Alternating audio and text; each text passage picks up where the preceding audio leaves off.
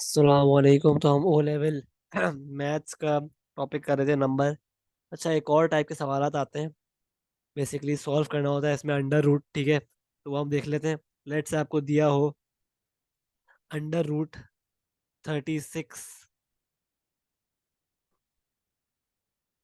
और 4 जीरो है। ठीक है, इसको सॉल्व करना है without the help of calculator obviously. ठीक है, तो क्या करोगे आप? आपको पता है फॉर सॉल्विंग अंडर रूट्स हम क्या करते हैं? फॉर सॉल्विंग अंडर रूट हम क्या करेंगे? वी विल बेसिकली, जो जीरोज है ना, जीरोज, इनका बना देंगे पेयर। एक पेयर बन गया, दो पेयर बन गया, सही है। और 36 का क्या होता है अंडर रूट? ट्रिक ये है सॉल्व करने की इसको, कि आप 36 का अंडर रूट लेंगे, क्या है? 6 होता है, पता है आपको। और मेरे पास जितने पेयर्स बन रहे हैं ना जीरोज के, ये एक पेयर और ये दो पेयर। ठीक है, तो इनको लिख लें एक एक बार। तो आंसर क्या है? 600। ठीक है, सिमिलरली अगर मेरे पास एक क्वेश्चन आया, अंडर रूट 64 1 2 3 4 5 6। अब देखो, इसको भी क्या ट्रिक है सॉल्व करने की, क्योंकि ऑब्वियसली आप एलसीएम तो लोगे नहीं, इतना बड़ा नंबर है। तो आप क्या करोगे? आप पेयर्स बनाओगे जीरोस के। ये एक पेयर जीरो का, ये एक दूसरा पेयर, ये थर्ड पेयर। और 64 का क्या होता है अंडर रूट 8।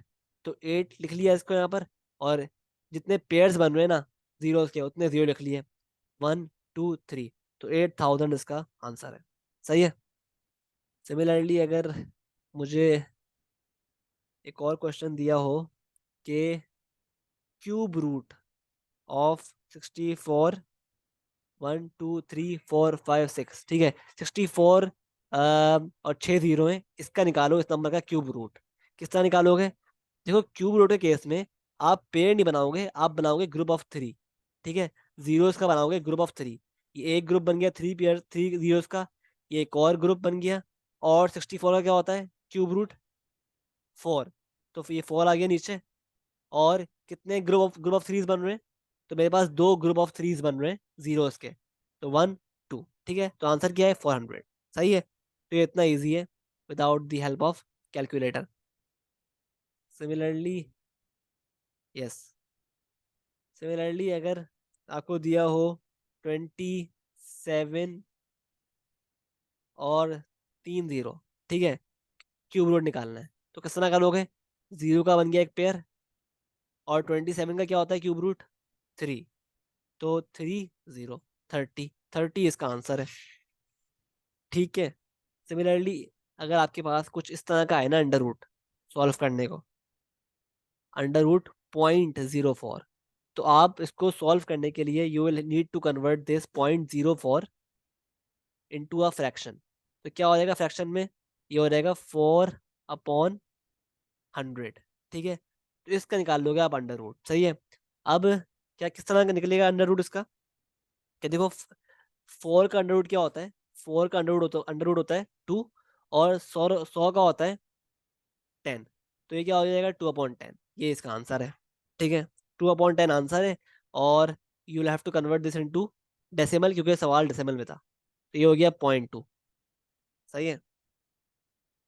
सिमिलरली अगर इस तरह का एक और सवाल आए कुछ पेपर में, जैसे अंडर रूट 0.0009। ठीक है, तो अगेन आप पहले कन्वर्ट करोगे इसको किसमें?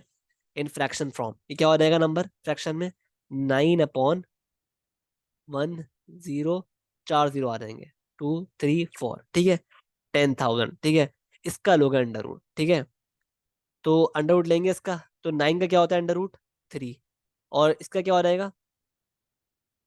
इसका हो जाएगा 100। ठीक है, तो बेसिकली इसका आंसर क्या हो जाएगा? 0.03। सही है। अच्छा, अगर आपके पास क्वेश्चन आए क्यूब रूट 0.125, तो अगेन वही काम करेंगे हम। 0.125 को कन्वर्ट करेंगे किसमें? फ्रैक्शन फॉर्म में, 2 3। और ले लेंगे इसका क्यूब रूट। तो 125 का क्यूब रूट क्या होता है? 5। सही है। और इसका क्या होगा क्यूब रूट? 10। तो ये क्या हो जाएगा 0.5। ठीक है, आई होप क्लियर है। सही है। सिमिलरली अगर मेरे पास एक और क्वेश्चन है, क्यूब रूट ऑफ 0.4027, तो ये किस तरह करूंगा मैं? ये इस तरह करूंगा कि ऑब्वियसली पहले मैं इस डेसिमल को कन्वर्ट करूंगा फ्रैक्शन में। क्या बनेगा? 27/1, 2, 3, 4, 5, 6, 7। यहाँ पे मेरे पास क्या आ गए? नहीं, कितने प्लेस वैल्यूज हैं? 1, 2, 3, 4, 5, 6, 6। तो 6 जीरो आएंगे। तो 6 जीरो आ गए, ठीक है। अब इस पे निकाल लो, इस पे लगा दो अंडर सॉरी क्यूब रूट। तो 27 का क्यूब रूट क्या है? 3। और इसका क्या हो जाएगा क्यूब रूट? देखो, दो पेयर्स बन रहे हैं जीरो के, ये और एक ये। तो क्या हो जाएगा? 100, मतलब 0.03। ठीक है, आई होप क्लियर है। सही है। तो ये टाइप थी क्वेश्चंस की जो कि आती रहती है P1 में। सही है। मूविंग ऑन, एक टाइप है क्वेश्चन की जो P1 में टेस्ट होती है। वो क्या है भाई? इस तरह क्वेश्चन आता है, फाइंड अंडर रूट 16/530। सही है।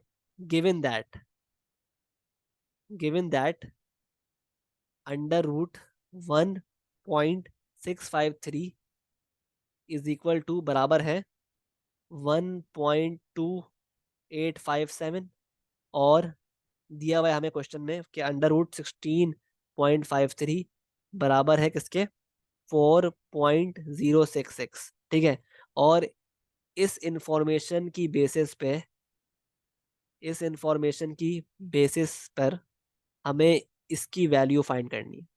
तो हम इस तरह करेंगे, देखो हम पहले बनाएंगे दो कॉलम्स।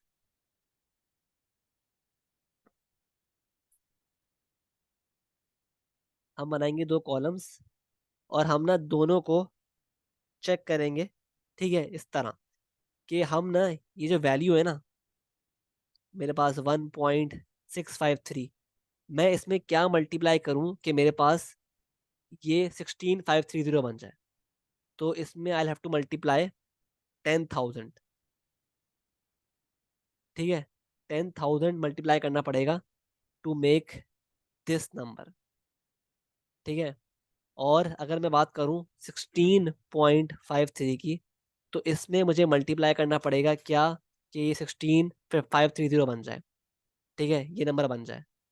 तो इसमें मैं मल्टीप्लाई करूंगा, आई नीड टू मल्टीप्लाई 1,000। ठीक है। अब क्या करना है? अब देखो मेरे पास मुझे अंडर रूट 1.653 की तो वैल्यू दी हुई है। ठीक है, मुझे अंडर रूट 1.653 की जो वैल्यू दी हुई है हमें क्वेश्चन में, ये रही। क्या है? लिख लो नीचे, 1.2857। ठीक है। और मैं इसका अंडर रूट निकाल लूंगा। किस तरह? पेयर्स बन रहे हैं जीरो के, एक पेयर, दो पेयर बन रहे हैं। ठीक है, तो इसका भी अंडर रूट आ रहा है मेरे पास। क्या आ रहा है? इसका अंडर रूट क्या आ रहा है मेरे पास? 100। ठीक है, तो ये तो सॉल्व हो जाएगा। तो क्या आंसर आ रहा है? मेरे पास आंसर आ रहा है 1.2857 मल्टीप्लाई बाय 100, क्या हो जाएगा? 128.57। ये आपका आंसर है। सही है, तो ये तो सही है आंसर। ठीक है। अब चेक करना है इसको कि इससे सॉल्व हो रहा है। अब देखो मेरे पास 16.53 का तो अंडर रूट है दिया हुआ है क्वेश्चन में। क्या है यहाँ पर?